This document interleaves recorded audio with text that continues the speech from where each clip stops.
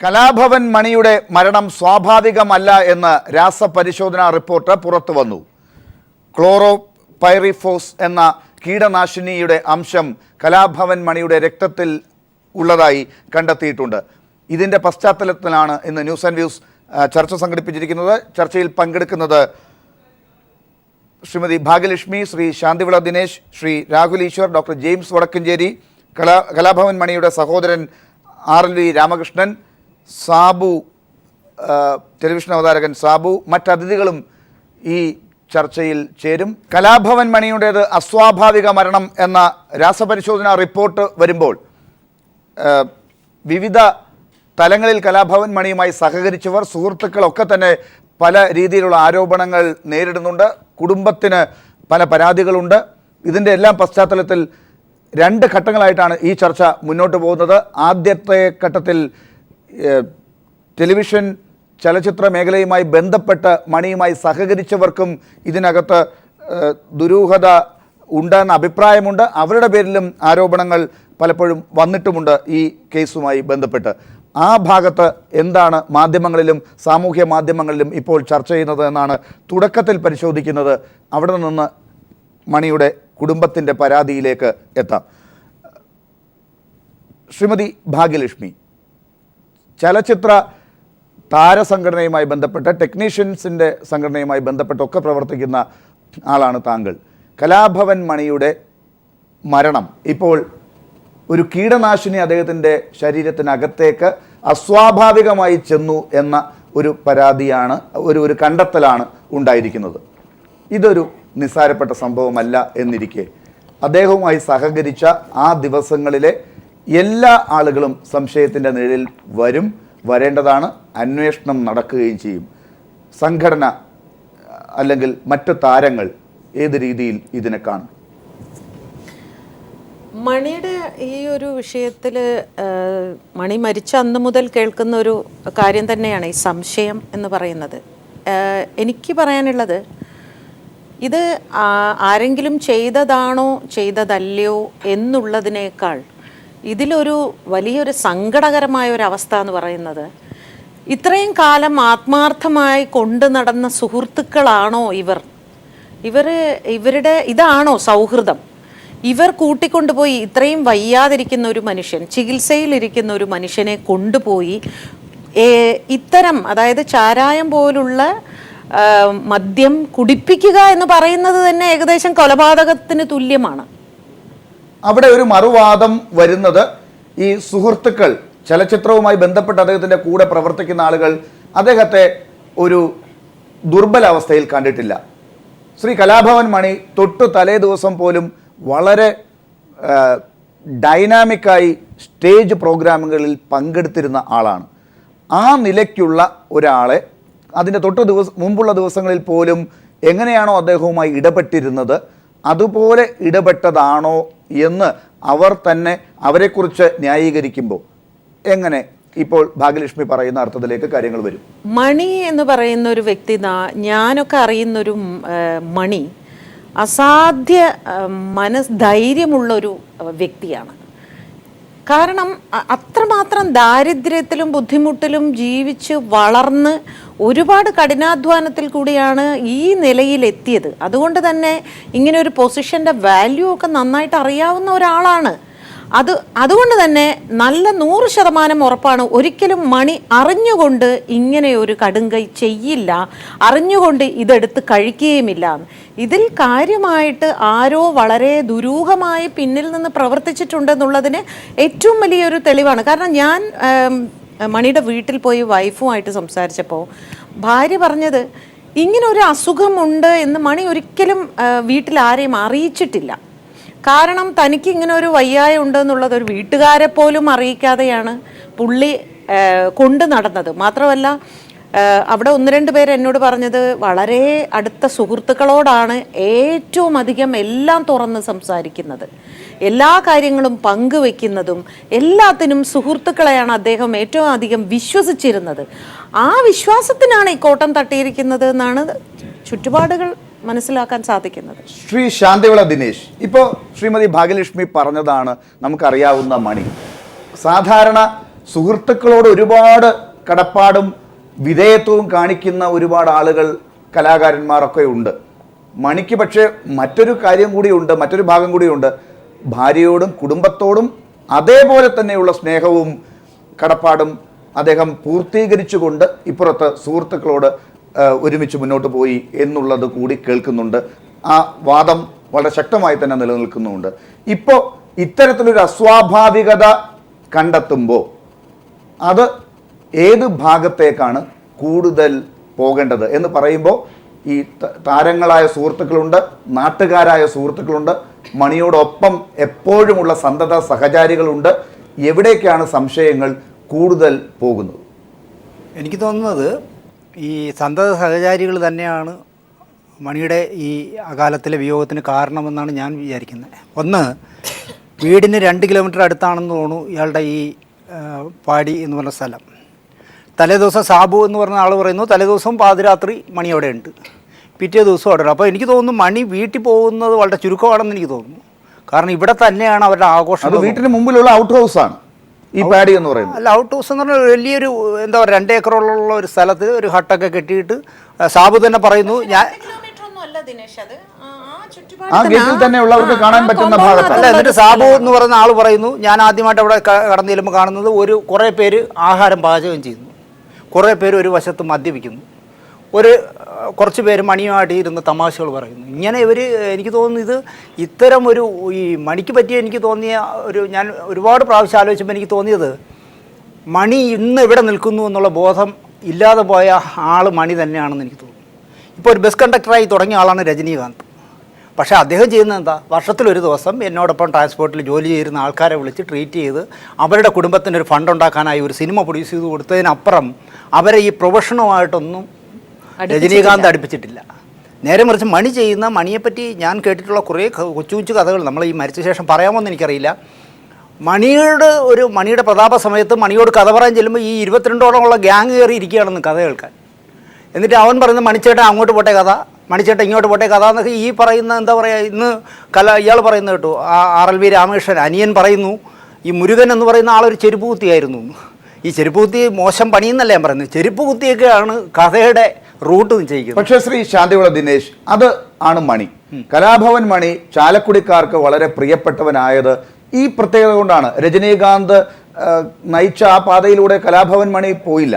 അദ്ദേഹം ചാലക്കുടിയിലെ അദ്ദേഹത്തിന്റെ സുഹൃത്തുക്കളോടൊപ്പം ഒരുപക്ഷെ കഥ പോലും അവർ തീരുമാനിക്കട്ടെ എന്ന് പറഞ്ഞ് വിട്ടുകൊടുത്ത ആ ഒരു സോഷ്യലിസം, ഒരു കമ്മ്യൂണിസം അദ്ദേഹം നടപ്പിലാക്കിയിട്ടുണ്ടെങ്കിൽ, തെറ്റായ അർത്ഥത്തിൽ എടുക്കേണ്ട രാഷ്ട്രീയം കൊണ്ടുവരണ്ട, പക്ഷെ അങ്ങനെ അദ്ദേഹം ചെയ്തിട്ടുണ്ടെങ്കിൽ അതിന് അദ്ദേഹത്തോട് എല്ലാവരും ഒരുപോലെ കൂടെ ഉണ്ടായിരുന്നവർ നീതി പുലർത്തിയില്ല എന്നാണോ പറയേണ്ടത്? അതോ മണിക്ക് മനഃപൂർവ്വം അദ്ദേഹം ആ തെറ്റ് അദ്ദേഹം തുടരുകയായിരുന്നു എന്നാണോ താങ്കൾ പറയുന്നത്? ഞാൻ പറയുന്നത് മണി ശ്രദ്ധിച്ചില്ല എന്ന് ഞാൻ പറയും. കാരണം മണി ഇന്ന് വെറും ഒരു ആട്ടോ ഓടിച്ചിരുന്ന മണിയല്ല, നന്നായി പാടുന്ന, നന്നായിട്ട് സ്റ്റേജിലെ നമ്മളെ മലയാളത്തിലെ സൂപ്പർ സ്റ്റാറുകൾക്ക് പോലും കഴിയാത്തത്ര സ്റ്റേജിൽ എനർജറ്റിക്കായി പ്രോഗ്രാമുകൾ അവതരിപ്പിക്കുന്ന, രജനീകാന്തിനോടും ഐശ്വര്യയോടും ഒപ്പം അഭിനയിച്ചിട്ടുള്ള ഒരു വലിയ നടനായി മാറുമ്പോൾ ഞാനൊരു പൊതുമുതലായി മാറുന്നു എന്നുള്ളൊരു ബോധം വരികയും എൻ്റെ ശരീരം ശ്രദ്ധിക്കേണ്ടത്, എൻ്റെ ശബ്ദം ശ്രദ്ധിക്കേണ്ടത് ഒക്കെ, എൻ്റെ കരിയറിനെ ശ്രദ്ധിക്കേണ്ടതൊക്കെ ഞാൻ തന്നെയാണ് എന്നുള്ള ബോധം മണിക്കില്ലാതെ പോയി എന്നാണ് എനിക്ക് തോന്നുന്നത്. ആ ബോധം മണിക്ക് എവിടെയെങ്കിലും ഈ സ്നേഹം കൊണ്ട് ഇല്ലാതായിട്ടുണ്ടെങ്കിൽ, കൂടെ നിന്നവർ അതിനെ ചൂഷണം ചെയ്തിട്ടുണ്ടെങ്കിൽ, അത് ജീവൻ എടുക്കുന്നതിലേക്ക് പോകുന്ന ഒരു ഘട്ടം വരെ എത്തുന്നത് എന്തുകൊണ്ടാണ് ശ്രീ ശാന്തിവിള ദിനേശ്? അല്ല, അത് ഞാനിങ്ങനെ അങ്ങനെ ഉണ്ടെങ്കിൽ, അത് ഞാൻ അങ്ങനെ ഉണ്ട് എന്ന് ഞാൻ പറയുന്നില്ല, ആരും അങ്ങനെ ഇതുവരെ കണ്ടെത്തിയിട്ടില്ല, പക്ഷെ അസ്വാഭാവികമാണ് ആ മരണം എന്നിപ്പോൾ പറയേണ്ടിയിരിക്കുന്നു. അല്ല, ഞാനൊരു പഴയ പത്രപ്രവർത്തകൻ്റെ മനസ്സിലൂടെ എപ്പോഴും എല്ലാ കാര്യങ്ങളും കാണുന്നതുകൊണ്ടായിരിക്കാം. ഞാനിപ്പോൾ ഏറ്റവും വൈകി അറിഞ്ഞ വാർത്ത, ഈ 22ഓളം മണിയുടെ ഗ്യാങ്ങുകളിലുള്ള പലരുടെയും പേരിൽ മണി കഷ്ടപ്പെട്ടുണ്ടാക്കിയ കാശിൽ ഒരുപാട് വസ്തുവകകൾ വാങ്ങി കൂട്ടിയിട്ടുണ്ടെന്ന് പറയുന്നു. എവിടെയോ ഒരു റിസോർട്ട് ഉണ്ടെന്ന് പറയുന്നു. ഇതിലേതെങ്കിലും ഒരുത്തന് ഇത് കുറച്ചുകൂടി കഴിഞ്ഞാൽ ഈ വസ്തു തിരിച്ചെഴുതി കൊടുക്കേണ്ടി വരും എന്നുള്ളൊരു മാനസികാവസ്ഥ അവൻ്റെ മനസ്സിൽ ഇങ്ങനെ മനസ്സിൽ വർക്കൗട്ട് ചെയ്ത് അവനൊരു നല്ല ബുദ്ധിപൂർവ്വമുള്ള ഒരു ടൈം കിട്ടിയിടത്ത് വെച്ച് മണിയെ അപകടപ്പെടുത്തിയതല്ല എന്ന് നമ്മളങ്ങനെ വിചാരിക്കും. ഒരുപാട് വസ്തുവകകൾ അങ്ങനെ പോയിട്ടുണ്ടെന്ന് പറയുന്നു. ഒരുപാട് സുഹൃത്തുക്കളുടെ പേരിൽ വസ്തുവകകൾ എഴുതിയിട്ടുണ്ടെന്ന്, ഈ ടാക്സുമായിട്ടൊക്കെ ബന്ധപ്പെട്ടായിരിക്കും ചിലപ്പോൾ, അല്ലെങ്കിൽ ഈ സുഹൃത്തുക്കൾ വിശ്വസിച്ചായിരിക്കും ചെയ്തത്. ശരി, ശ്രീ രാഹുൽ ഈശ്വർ, താങ്കൾ ഈ ചർച്ചയിൽ പങ്കെടുക്കുന്നത് ഒരു ടെലിവിഷൻ അവതാരകൻ കൂടിയാണ് എന്നുള്ളത് കൊണ്ടുകൂടിയാണ്. ശ്രീ സാബുവിനെ പോലെ, ജാഫർ ഇടുക്കിയെ പോലെയുള്ള ടെലിവിഷൻ സിനിമാ രംഗത്തെ കലാഭവൻ മണിയുടെ സുഹൃത്തുക്കൾ ആ ദിവസം തൊട്ട് തലേ ദിവസം മണിയുടെ ആശുപത്രിയിലേക്ക് പോകുന്നതിന് തൊട്ട് മുമ്പുള്ള ദിവസം അദ്ദേഹത്തോടൊപ്പം അവിടെ ആ പാടിയിൽ ഉണ്ടായിരുന്നവരാണ്. അവരുടെയൊക്കെ നേരെ ഇപ്പോൾ സംശയത്തിൻ്റെ മുനകൾ പോകുമ്പോൾ ഈ താരങ്ങൾ എന്തിന് ഇതിനകത്തേക്ക് വരണം എന്നുള്ള ഒരു ചോദ്യവും മറ്റേ ഭാഗത്ത് വരുന്നുണ്ട്. അവരുടെ പേരിൽ ആളുകൾ സ്വാഭാവികമായി മെനയുന്ന കഥകൾ വാട്സാപ്പിലും സാമൂഹ്യ മാധ്യമങ്ങളിലും വരാറുണ്ട് ഇത്തരം ഘട്ടങ്ങളിൽ. അങ്ങനെ ഇതിനെ കാണണം എന്നുള്ള ഒരു വാദവും നടക്കുന്നുണ്ട്. എവിടെ നിൽക്കും രാഹുൽ? ആദ്യത്തെ കാര്യം തന്നെ, പൊതുജനങ്ങൾ ഈ വിഷയത്തിൽ സ്പെക്കുലേറ്റ് ചെയ്യാനോ റൂമേഴ്സ് പ്രചരിപ്പിക്കാനോ നിൽക്കരുത്. അത് ശ്രീ കലാഭവൻ മണിയുടെ ഫാമിലിക്ക് വിഷമമേ ഉണ്ടാക്കൂ. ഈ വിഷയവുമായി ബന്ധപ്പെട്ട് ചില ചോദ്യങ്ങൾ ഉയർന്നു വന്ന ആൾക്കാരുടെ ജീവിതത്തിനും സാരമായ ബാധിക്കും, ഒരുപാട് കുടുംബങ്ങളെ ബാധിക്കുന്നൊരു കാര്യമാണ്. ഇതിനെക്കുറിച്ചൊരു സമഗ്രമായ അന്വേഷണം ആവശ്യമാണ്, സമയബന്ധിതമായ അന്വേഷണം ആവശ്യമാണ്. എന്നും ഇതൊരു ഓപ്പൺ എൻഡഡ് ക്വസ്റ്റ്യനായിട്ട് വിടാൻ കഴിയില്ല. മാത്രമല്ല, ശ്രീ കലാഭവൻ മണിയെ വളരെ അടുത്തറിയുന്ന ഒരു വ്യക്തിയാണ്. ഞാൻ ഒരുപാട് പരിപാടികൾ കൂടുതൽ പങ്കെടുത്തിട്ടുണ്ട്. വളരെ അങ്ങ് പറഞ്ഞ പോലെ വളരെ ജനാധിപത്യവാദിയായ, ഇഷ്ടമില്ലെങ്കിൽ ഇഷ്ടമല്ലെന്ന് തുറന്നു പറയുന്ന, ഇഷ്ടമാണെങ്കിൽ ഇഷ്ടമാണെന്ന് പറയുന്ന, ഒരുപാട് നന്മകൾ മനസ്സിൽ സൂക്ഷിക്കുന്ന, യാതൊരു രീതിയിലുള്ള ചില താരജാടകൾ ഇല്ലാത്ത, അല്ലെങ്കിൽ അത് ഏറ്റവും കൂടുതൽ ജനങ്ങളിലേക്ക് ഇറങ്ങി ചെല്ലുന്ന സാധാരണ ഒരു ചാലക്കുടിക്കാരൻ്റെ എല്ലാ നന്മകളും ഉള്ള ഒരു വ്യക്തിയാണ് ശ്രീ കലാഭവൻ മണി. ദോഷങ്ങളും മദ്യപാനമടക്കം ഉള്ള കാര്യങ്ങളും ഉണ്ടെന്ന് നമുക്കറിയാവുന്നൊരു വ്യക്തിയാണ്. അപ്പോൾ ഇതിനെക്കുറിച്ച് നമ്മളായിട്ട് തീർച്ചയായും മാധ്യമങ്ങൾ ഈ വിഷയം എടുക്കണം. പോലീസ് സജീവമായി പ്രവർത്തിക്കണം.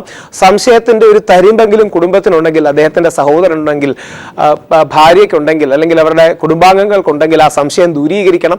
പക്ഷേ സമയബന്ധിതമായ, മനസ്സിലാക്കുന്നിടത്തോളം ഗവൺമെൻറ് അടക്കം ഒരു ടീമിനെ ഇതിലേക്ക് വേണ്ടി നിയോഗിക്കുമെന്നും ആ ടീമിനെ വിപുലീകരിക്കുന്നു ഒക്കെയാണ് അറിയാൻ കഴിയുന്നുള്ളത്. വളരെ സമയബന്ധിതമായി ആൾക്കാരെ സംശയത്തിന്റെ മുൾമുനയിൽ നിർത്താത്ത, ഇത് അസ്വാഭാവിക മരണമാണെങ്കിൽ അതിന്റെ കാരണമെന്ത്, അപകട മരണമാണെങ്കിൽ കാരണമെന്ത്, എന്തുകൊണ്ട് ഇതിലേക്ക് വന്നു, ആരെങ്കിലും സംശയത്തിന്റെ മുൾമുനകൾ ചിലരുടെയൊക്കെ നേരെ നീളും എന്നുള്ളത് നമ്മൾ എങ്ങനെയാണ് മറച്ചു വെക്കാൻ സാധിക്കുക? അതിൽ താരങ്ങൾ ചിലപ്പോൾ ഉണ്ടാകാം, ടെലിവിഷൻ അവതാരകർ ഉണ്ടാകാം, അവർ അവിടെ ഉണ്ടായിരുന്നു. ആ ഒരു ദിവസത്തിന്റെ പ്രത്യേകത കൊണ്ട് അവർ അതിൽ പെടും. എങ്ങനെ തടയാൻ? അല്ല, ഇത് ആരും തടയണമെന്നില്ല. പക്ഷെ അന്വേഷണത്തിന്റെ ഒരു റിസൾട്ട് പുറത്തു വരുന്നതിന് മുമ്പ് ശ്രീ മണി ഇന്ന് ജീവിച്ചിരുന്നെങ്കിൽ ഒരുപക്ഷെ അന്യായമായിട്ടാണ് ഇവരുടെ നേരെ സംശയം ഉണ്ടാകുന്നതിൽ ഏറ്റവും വിഷമിക്കുന്ന ശ്രീ മണി തന്നെയായിരിക്കും. അതുകൊണ്ട് നമുക്ക് എല്ലാം വേദനയുള്ള, ആർക്കും ഇതില്ല, എല്ലാവർക്കും വിഷമമുള്ള, തിരിഞ്ഞു നോക്കുമ്പോൾ വേദന തോന്നുന്ന, ഒരുപക്ഷെ ഇന്നും വിഷമമായി മനസ്സിൽ തുടരുന്ന ഒരു സംഭവമാണ് ശ്രീ കലാഭവൻ മണിയുടെ പെട്ടെന്നുള്ള മരണം. അതിന്റെ വിഷയത്തിൽ ആരെങ്കിലും ഉത്തരവാദികൾ ഉണ്ടെങ്കിൽ അവരെ ശക്തമായി ശിക്ഷിക്കണം, അവരെ തീർച്ചയായും. പക്ഷേ തൽക്കാലം നമ്മളായിട്ട് അതിന് ഒരു കഥ ഉണ്ടാക്കേണ്ട. പോലീസ് തന്നെ അതിനെക്കുറിച്ച് അന്വേഷിക്കണം. പക്ഷേ നേരത്തെ സൂചിപ്പിച്ച പോലെ ഈ വിഷയം തീർച്ചയായും പോലീസിന്റെ ശ്രദ്ധയിൽപ്പെടുത്തണം, ഭരണകൂടത്തിന്റെ ശ്രദ്ധയിൽപ്പെടുത്തണം. പെട്ടെന്ന് ഇതിനൊരു ഉത്തരം ഉണ്ടാവണം. തീർച്ചയായിട്ടും. പക്ഷേ അതിന് വേണ്ട രീതിയിലുള്ള ജാഗ്രതയോടുകൂടിയുള്ള അന്വേഷണം തുടക്കം മുതൽ ഉണ്ടായിട്ടുണ്ടോ എന്നുള്ളത് നമ്മൾ രണ്ടാം ഘട്ടത്തിലാണ് ചർച്ചയിലേക്ക് എടുക്കുക. അതിനുള്ള കാരണങ്ങൾ കൂടി ഇന്ന് ഉണ്ടായിരിക്കുന്നു എന്നുള്ളത് കൊണ്ട് തന്നെ ഇപ്പോൾ നമ്മളോടൊപ്പം ഫോറം ഫോർ ബെറ്റർ സ്പിരിറ്റിന്റെ ഫിലിപ്പോസ് പടിക്കൽ ടെലിഫോൺ ലൈനിൽ ചേർന്നിട്ടുണ്ട്. ശ്രീ ഫിലിപ്പോസ് പടിക്കൽ, നല്ല മദ്യപാനത്തിന് വേണ്ടി വാദിക്കുന്നവരാണ് താങ്കൾ. കലാഭവൻ മണിയുടെ അസ്വാഭാവികമായ മരണത്തിൽ മദ്യവും ഒരു ഭാഗത്ത് പ്രതിയാകുന്നുണ്ട്, അല്ലെങ്കിൽ ഉണ്ടായിരുന്നു കഴിഞ്ഞ ദിവസം വരെ. എങ്ങനെയാണ് താങ്കൾ ഇപ്പോൾ ഇതിനെ നോക്കിക്കാണുന്നത്?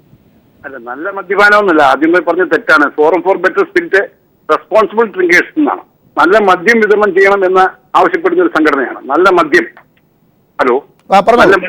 നല്ല മദ്യം വിതരണം ചെയ്യണം എന്ന് ആവശ്യപ്പെടുന്ന ഒരു സംഘടനയാണ്. കേരളത്തിൽ ഇപ്പോൾ സംഭവിച്ചിരിക്കുന്നത്, ഈ ബിവറേജ് കോർപ്പറേഷന്റെ ബാറുകളെല്ലാം ബാറുകളിൽ മുഴുവൻ അടച്ചു എന്നല്ല പറയുന്നത്. ബാറുകളിൽ ബിയറും വൈനും മാത്രമേ കിട്ടുള്ളൂ. റമ്മോ, വിസ്കി, അതുപോലെ ഹോട്ട് ഡ്രിങ്ക്സ് കുറച്ചുകൂടെ കൂടിയ ലഹരി കൂടിയ ലിക്കറുകൾ കിട്ടണമെങ്കിൽ ബാറുകളിൽ ബിവറേജസ് മാത്രമേ ഉള്ളൂ. അപ്പൊ ഇപ്പൊ കേരളത്തിൽ ഇപ്പം ഈ സകല സ്ഥലത്തും മുക്കിലും മൂലയിലും എല്ലാം വ്യാജമദ്യം സുലഭമായി ലഭിക്കുന്നുണ്ട്. അങ്ങനെയെങ്ങാനും ഇദ്ദേഹം ഈ മദ്യം കിട്ടാതെ വന്നപ്പോൾ, അല്ലെങ്കിൽ വാങ്ങാൻ സമയം കിട്ടാതെ വന്നപ്പോഴോ, അല്ലെങ്കിൽ ബിവറേജിൽ പോകാൻ സമയം ഇല്ലാതെ വന്നപ്പോൾ എവിടുന്നെങ്കിലും വ്യാജമദ്യം വാങ്ങിച്ച് കഴിച്ചിട്ടുണ്ടോ എന്ന് അങ്ങനെ സംശയിക്കേണ്ട യാതൊരു കാര്യവും ഇതിനകത്തില്ലാത്തതിന് കാരണം ഇപ്പോ പുറത്തേക്ക് വന്നിരിക്കുന്ന രാസപരിശോധനാ റിപ്പോർട്ടിൽ കലാഭവൻ മണിയുടെ ശരീരത്തിനകത്ത് കീടനാശിനിയുടെ അംശം വളരെ കൂടുതലായിട്ടുണ്ട്. വ്യാജമദ്യത്തിൽ ബിവറേജസ് കോർപ്പറേഷൻ അല്ലാതെ മറ്റു സ്ഥലത്തു നിന്ന് കിട്ടുന്ന മദ്യങ്ങളിലെല്ലാം ഈ കീടനാശിനി ഉണ്ട്. കേരളത്തിൽ 5250 കള്ള് ഷാപ്പുകളുണ്ട്. അവിടെ വിൽക്കുന്ന കള്ളാണോ? അങ്ങനെയാണെങ്കിൽ എന്തുകൊണ്ട് അവിടെ ഉണ്ടായിരുന്ന അന്ന് മറ്റ് ഉള്ളവർക്കും കൂടി മദ്യം കഴിച്ച മറ്റുള്ളവർക്ക് കൂടി ഈ കാര്യം ബാധിച്ചില്ല എന്നതും ചോദ്യമല്ലേ ശ്രീ ഫിലിപ്പോസ്? അല്ല, ജാഫർ ഇടുക്കിയും മറ്റൊരു ചങ്ങാതിയും മദ്യപിച്ചിട്ടില്ല. മണി ആ സമയത്ത് കഴിച്ചിട്ടില്ല. അവർ പോയി കഴിഞ്ഞാണ് കഴിച്ചെന്ന് പറയുന്നത്. പിന്നെ മണി കഴിക്കുമ്പോൾ സുഹൃത്തുക്കൾ വേണമെന്നില്ലല്ലോ. സുഹൃത്തുക്കൾ കഴിക്കാതിരിക്കാം. അല്ലെങ്കിൽ എനിക്ക് ഈ മദ്യം മതി, അല്ലെങ്കിൽ എനിക്ക് മറ്റൊരു മതി, ഞാൻ റം കഴിച്ചോളാം, അല്ലെങ്കിൽ ഞാൻ ബ്രാൻഡി കഴിച്ചോളാം എന്ന് പറഞ്ഞിട്ട് ഇദ്ദേഹം മാത്രം ചിലപ്പോൾ മദ്യം കഴിച്ചിട്ടുണ്ടാകാം. അത് നമുക്കിപ്പം തെളിയിച്ചാലേ പറ്റത്തുള്ളൂ. ഈ കീടനാശിനികൾ ഇപ്പൊ കേരളത്തിലെ മദ്യഷാപ്പുകളല്ല, കള്ള് ഷാപ്പുകളിൽ കൊടുക്കുന്ന കള്ളുകൾ മുഴുവൻ കീടനാശിനിയാണ്. ബീവറേജ് കോർപ്പറേഷനിൽ കൂടി കിട്ടുന്ന റമ്മെന്ന് പറയുന്ന ലോകത്തിലെ ഏറ്റവും കൂറ സാധനങ്ങളാണ് ഈ ബീവറേജ് കോർപ്പറേഷനിൽ കൂടി ഇപ്പം വിറ്റുകൊണ്ടിരിക്കുന്നത്. ജവാൻ എന്ന് പറയുന്ന നമ്മുടെ കേരളത്തിൽ ഉത്പാദിപ്പിക്കുന്ന റമ്മുണ്ട് സർക്കാരിന്റെ, അത് കിട്ടാനില്ല. ബോർഡ് എഴുതി വെക്കും, ജവാൻ ഇല്ല. അതുകൊണ്ട് ഇത്രയും വലിയൊരു കലാകാരന്റെ ഈ മരണവുമായിട്ട് ഇങ്ങനൊരു ദുരൂഹത വരുന്നത് തന്നെ വളരെ ദുഃഖകരമായ സംഭവമാണ്. ശ്രീ ഫിലിപ്പോസ് പടിക്കൽ, ഞാൻ തിരിച്ചെത്താം. ശ്രീമതി ഭാഗ്യലക്ഷ്മി, ഒരുപക്ഷെ ഇങ്ങനെയുള്ള സാഹചര്യങ്ങൾ കൂടി നമ്മുടെ ചുറ്റുപാടുകളിൽ ഇപ്പോഴുണ്ട് എന്നുള്ളത് ശ്രീ ഫിലിപ്പോസ് പടിക്കൽ പറയുന്നത് പോലെ എവിടെ നിന്നും ആർക്കും ഈ കൂട്ടായ്മയിൽ വന്ന് എന്തു തരം മദ്യവും വിളമ്പാൻ സാധിക്കും എന്നുള്ളൊരവസ്ഥ കൂടി ഇപ്പോൾ ഉണ്ടായിട്ടുണ്ട് എന്നുള്ളത് കലാഭവൻ മണിയുടെ സുഹൃത്ത് വലയത്തിൽപ്പെട്ട ചിലർക്കെങ്കിലും അദ്ദേഹത്തെ അപായപ്പെടുത്താൻ ഒരു അവസരം ഉണ്ടാകുന്നതിന് കാരണമാണ്. അത് ഇവിടെ സംഭവിച്ചിട്ടുണ്ടെങ്കിൽ അതിൽ ഇപ്പോൾ അന്ന് രാത്രി മുതൽ അദ്ദേഹത്തോടൊപ്പമുള്ള ആളുകളാണ് സംശയത്തിൽപ്പെടുക. ശ്രീ ജാഫർ ഇടുക്കി, അദ്ദേഹം നിരപരാധിയായിരിക്കാം. ശ്രീ സാബു നിരപരാധിയായിരിക്കാം. പക്ഷേ കലാകാരന്മാർ കൂടിയാണെങ്കിലും അവർ അന്നത്തെ ദിവസം അവിടെ എത്തി. അവരൊക്കെ ഇതിനകത്ത് ഉത്തരം പറയേണ്ടവർ തന്നെയാണ് എന്ന് പൊതുസമൂഹം പറയുമ്പോൾ നിങ്ങളെപ്പോലുള്ളവർ എന്ത് പറയും? ഈ പറയുന്ന പേരുകൾ കൂടെ ഉണ്ടായിരുന്നവർ അത് ചെയ്തു ഇത് ചെയ്തു എന്നൊക്കെ നമ്മളിങ്ങനെ ഊഹാപോഹങ്ങളാണ് പറയുന്നത്. എങ്കിലും എനിക്ക് പറയാനുള്ളത് ഇതൊന്നുമല്ല.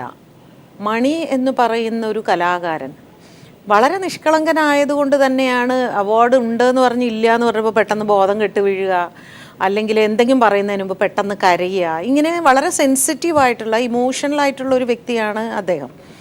അങ്ങനെ ഒരാൾ സൗഹൃദ വലയത്തിൽ അങ്ങോട്ട് വല്ലാതെ അങ്ങ് അന്ധമായി വിശ്വസിക്കുകയും അവരാണ് തൻ്റെ ലോകം എന്ന് വിശ്വസിച്ച് ജീവിച്ചു പോന്നിരുന്ന ഒരു മനുഷ്യനാണ്. ഇപ്പോൾ രാമകൃഷ്ണൻ തന്നെ ഞാൻ ചെന്നപ്പോഴും പറഞ്ഞു, അല്ലാതെയും മറ്റു പലരോടും പറഞ്ഞു, നിരവധി തവണ ഈ സുഹൃത്തുക്കളോട് പറഞ്ഞിരുന്നു ആരോഗ്യ പ്രശ്നങ്ങളുണ്ട്. ഇപ്പം ഇവരാരും ഇത് കൊടുത്തു എന്നോ ഇവർ കൊടുത്താണ് ഇയാൾ കഴിച്ചതെന്നോ ഇതൊന്നും നമ്മൾ പറയുന്നതല്ല, ഇതെല്ലാം ഊഹാപോഹങ്ങളാണ്. പക്ഷേ രാമകൃഷ്ണൻ ഇടപെട്ടുകൊള്ളട്ടെ. കാരണം ഇപ്പോൾ അന്നത്തെ ദിവസം അവിടെ ശ്രീ കലാഭവൻ മണിയോടൊപ്പം ഉണ്ടായിരുന്ന ഒരു പ്രൊഡക്ഷൻ കൺട്രോളർ എന്ന് ഞാൻ മനസ്സിലാക്കുന്ന ശ്രീ വിനു ടെലിഫോൺ ലൈനിൽ ചേർന്നിട്ടുണ്ട്. ശ്രീമതി ഭാഗ്യലക്ഷ്മി പറയുന്നത് പോലെ എന്തെങ്കിലും ഉണ്ടായിട്ടുണ്ടോ, പറഞ്ഞു കേൾക്കുന്നതാണോ എന്ന് നമുക്കൊന്ന് ചോദിക്കാം. ശ്രീ വിനു, കേൾക്കാമോ? ഹലോ, കേൾക്കാമോ? കേൾക്കാം. ശ്രീ വിനു, താങ്കൾ പ്രൊഡക്ഷൻ കൺട്രോളർ ആണ് എന്നാണ് ഞാൻ മനസ്സിലാക്കിയത്. ശരിക്കും താങ്കൾ പ്രൊഡക്ഷൻ കൺട്രോളർ ആണോ? അല്ല, ഞാൻ പണ്ട് സിനിമയിലുണ്ടായിരുന്നു, പക്ഷെ ഇപ്പോൾ ഇല്ല. ഏത് സാഹചര്യത്തിലാണ് താങ്കൾ ചാലക്കുടിയിൽ കലാഭവൻ മണിയുടെ വീട്ടിൽ അന്നെത്തിയത്? ഞാൻ ജാഫർ ഇടുക്കി, ഞാൻ എറണാകുളം പോയിട്ട് വരുമ്പോൾ ഞാൻ ജാഫറിനെ കണ്ടു. അപ്പൊ അദ്ദേഹം ചാലക്കുടിയിൽ ഉണ്ടെന്ന് പറഞ്ഞ് ഞാൻ അദ്ദേഹത്തിനെ പോയി കണ്ട സ്ഥിതിക്ക് അപ്പം ഇങ്ങോട്ട് പോരുന്ന വഴിക്ക് ഞാൻ കണ്ടതാണ്. അപ്പോൾ വിളിച്ചപ്പോൾ അദ്ദേഹം അവിടെ ഉണ്ടെന്ന് പറഞ്ഞു. കണ്ടപ്പോൾ അവിടെ പോയി, അവിടെ കയറി കണ്ടു കഴിഞ്ഞപ്പോൾ കുറച്ച് കഴിഞ്ഞപ്പോൾ അദ്ദേഹത്തിൻ്റെ കൂടെ സിനിമയ്ക്ക് കഥ പറയാൻ വേണ്ടി ഒരു സോജൻ ഡയറക്ടർ വരുന്നുണ്ടെന്ന് പറഞ്ഞു. മണിച്ചാറിൻ്റെ അടുത്ത് പോകുന്നുണ്ട്, ജസ്റ്റ് ഒന്ന് കാണാമെന്ന് പറഞ്ഞിട്ട് പോയെന്നേ ഉള്ളൂ. ശ്രീ വിനു, ചലച്ചിത്ര സംബന്ധമായ ഒരു ആവശ്യത്തിന് വേണ്ടി ജാഫർ ഇടുക്കിയുമായി സംസാരിക്കുന്നതിന് വേണ്ടി പോയപ്പോൾ അദ്ദേഹം കലാഭവൻ മണിയുടെ അടുത്തേക്ക് ഞാൻ ചലച്ചിത്ര ബന്ധമായിട്ട് പോയതല്ല, ഞാൻ ജാഫറിനോട് ഒരു സുഹൃത്തിനുള്ള രീതിയിൽ പോയെന്നേ ഉള്ളൂ. ഈ ഇത്തരം സന്ദർഭങ്ങളിൽ ശ്രീ വിനു എന്തായാലും പലതരത്തിലുള്ള ചോദ്യങ്ങളാണ് വരിക പൊതുസമൂഹത്തിൽ നിന്നും പോലീസിലും ഒക്കെ. ഇപ്പോൾ ഈ ഒരു മരണം അസ്വാഭാവികമാണ് എന്ന് വരുമ്പോൾ വിനു എന്തിനാണ് ജാഫർ ഇടുക്കിയുമായി പെട്ടെന്ന് പോയത്? അത്രമാത്രം ദീർഘമായ സൗഹൃദ ബന്ധം ജാഫർ ഇടുക്കിയുമായിട്ട് വിനുവിനുണ്ടോ എന്ന ചോദ്യം വരും. ഞാൻ അദ്ദേഹത്തിനെ പണ്ടോട്ട് എനിക്ക് പരിചയമുണ്ട്. എത്ര കാലം? മിമിക്രി കാലഘട്ടം തൊട്ട് എനിക്ക് പരിചയമുണ്ട്. ഈ മിമിക്രി കാലം തൊട്ട് പരിചയമുള്ള ജാഫർ ഇടുക്കിയെ സിനിമാ സംബന്ധമായ കാര്യങ്ങൾ അല്ലാതെ ഇപ്പോൾ നിരന്തരം താങ്കൾ കാണുന്ന സൗഹൃദം എന്തുകൊണ്ടുണ്ടാകുന്നു? അത് കലാഭവൻ മണിയുടെ വീട്ടിലേക്ക് പോകുന്നത് വരെ എങ്ങനെ എത്തുന്നു? അല്ല, ഞാൻ പുറത്ത് ദുബായിലായിരുന്നു കുറെ നാള്. ഞാൻ അവിടെ ജോലി ചെയ്യുന്നുണ്ടായിരുന്നു. ഇപ്പോൾ ഇവർ ഗൾഫ് പ്രോഗ്രാമായിട്ട് വരുമ്പോൾ ഞാൻ അവിടെ വെച്ച് കാണാറുണ്ടായിരുന്നു. ആ സൗഹൃദം ഇതുവരെ മെയിൻറ്റെയിൻ ചെയ്തുകൊണ്ടിരിക്കുന്നുണ്ടായിരുന്നു. അപ്പം ഞാൻ ഓൾറെഡി എൻ്റെ ഫ്രണ്ടാണ് എന്നുള്ള രീതിയിൽ ഞാൻ വിളിക്കാറുണ്ട്, എന്നെ കാണാറുണ്ട്. കോഴിക്കോട് വരുമ്പോൾ, ഞാൻ കോഴിക്കോടാണ് താമസിക്കുന്നത്, കോഴിക്കോട് വരുമ്പോൾ എന്നെ കാണാറുണ്ട്, അവിടെ വരുമ്പോൾ മീറ്റ് ചെയ്യാറുണ്ട്. അതിൻ്റെ പേരിൽ ഞാൻ എറണാകുളത്ത് വന്നപ്പോൾ അദ്ദേഹത്തെ വിളിച്ചപ്പോൾ അദ്ദേഹം ചാലക്കുടിയിലുണ്ടെന്ന് ഒരു ഷൂട്ടിംഗ് സംബന്ധമായിട്ട് അവിടെ ഉണ്ടെന്ന് പറഞ്ഞു. ഞാൻ അവിടെ പോയി കണ്ടു. ശരി, ശ്രീ വിനു, താങ്കൾ വിദേശത്ത് നിന്ന് എത്തിയപ്പോൾ ഈ സൗഹൃദം പുതുക്കുക എന്നുള്ളത് കൊണ്ട് വന്നതാണ്. ഞാൻ കുറെ നാളായി വിദേശത്ത് നിന്നിട്ട് 4 കൊല്ലമായി, 4-5 കൊല്ലമായി. പക്ഷെ താങ്കൾ ഇപ്പോ പറഞ്ഞു കേൾക്കുന്ന ഒരു കാര്യം താങ്കൾക്ക് വിശദീകരിക്കാനുള്ളത് എന്താണെന്നാണ് അറിയേണ്ടത്. താങ്കൾ ഇപ്പോ ഈ ചാലക്കുടിയിൽ കലാഭവൻ മണിയുടെ വീട്ടിലേക്ക് വന്നപ്പോൾ, ജാഫർ ഇടുക്കിയുമായി എത്തിയപ്പോൾ താങ്കൾ വെറും കൈയോടെ അല്ല വന്നത്, മനസ്സിലായി കാണുമല്ലോ. അതായത് കയ്യിൽ മദ്യക്കുപ്പിയും ഉണ്ടായിരുന്നു. മദ്യക്കുപ്പിയില്ലായിരുന്നു. എന്താണ് ഉണ്ടായിരുന്നത്? ബിയർ ഉണ്ടായിരുന്നു. ബിയർ എന്റെ വണ്ടിയിലുണ്ടായിരുന്നു. പറയൂ. ബിയർ ഞാൻ കോഴിക്കോട് പോകുമ്പോൾ, ഞാൻ സിദ്ധാർത്ഥ ഹോട്ടലിൽ നിന്ന് ഇറങ്ങിയപ്പോൾ ഞാൻ ബിയർ മേടിച്ചിരുന്നു, വണ്ടിക്കകത്തുണ്ടായിരുന്നു. ആ ബിയർ സാബു, അപ്പം ഞാൻ അവിടെ വെച്ചാണ് സാബുവിനെ പരിചയപ്പെടുന്നതും. ഈ സിദ്ധാർത്ഥ ഹോട്ടലിൽ വെച്ചാണ്. അപ്പൊ പോകുന്ന on the way Sabu Ernakulam പോകുന്നു, ഞാൻ കോഴിക്കോട് പോകുന്നു. അപ്പൊ ഇവര് എന്തോ സിനിമയുടെ ചർച്ചയ്ക്ക് വേണ്ടി പോകുമ്പോൾ മണിച്ചേട്ടന്റെ